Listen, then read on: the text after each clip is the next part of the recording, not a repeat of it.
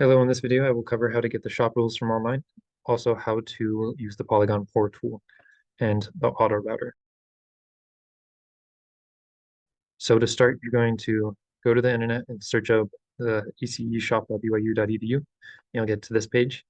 The fastest way I found to get to the shop rules for your design would be clicking the project request form, clicking PCB mill, and then here clicking the shop cam and DRC. Those are rules for other programs, but they also have Altium in here.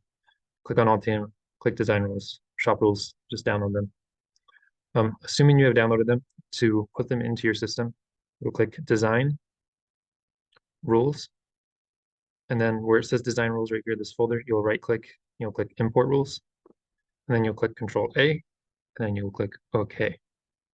You'll select your rules, and then you'll hit open. You might ask if you want to clear all the prior rules, go ahead and click yes.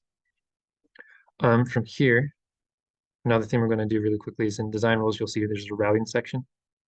Go ahead and look through those until you find routing layers, then unclick the top layer because it's better to do all bottom layers here at the shop.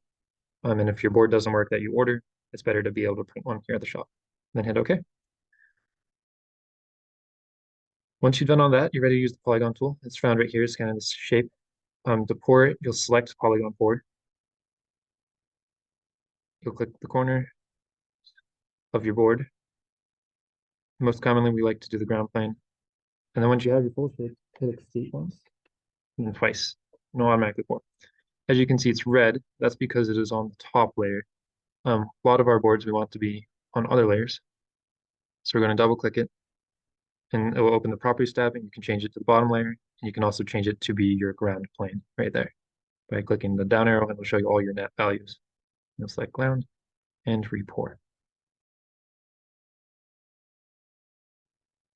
If you are not using the auto router, I suggest you connect everything yourself first using interactive route connections right here. And you'll just click on the leads and then click over to where you want it to connect to. In this case, it could connect over here. If you do it after it's poured, you'll get this error that looks like this. If you click on the polygon and click repour, it should take away the error. If you would like to use the auto route features, you will click route up here in the top left, then auto route all, and then just go ahead and click route all, and then click your polygon again and repour it, and you will see that it's connected there. Now, keep in mind that it won't always connect everything the best way possible. This board has a lot of empty space on it, which I would personally get rid of after some time, and I would also try to get rid of right degree angles or these little tiny shift spots that it just fills in. So from here, if you want to play around, you can move components and move traces. If you completely don't like a trace, you can always delete it by clicking it, selecting delete, and then re-pour it or reline it up by clicking the button I showed earlier, and then just connecting it across. And it'll give you errors until you repour your polygon at this point. There are other errors that you can get while doing this. If you have components too close to each other or tracks too close to the edge, while wiring it, it will look like this. You'll see the less than 250. To see that, you can click Tools and hit Design Rule Check. Click Run Design Rule Check.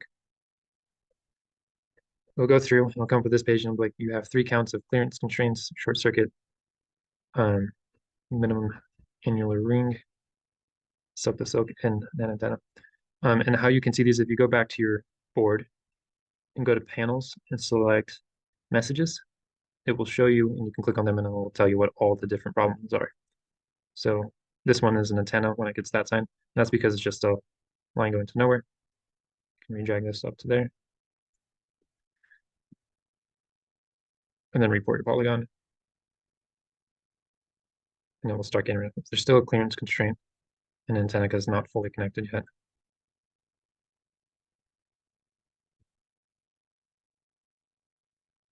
And you will just work through all those.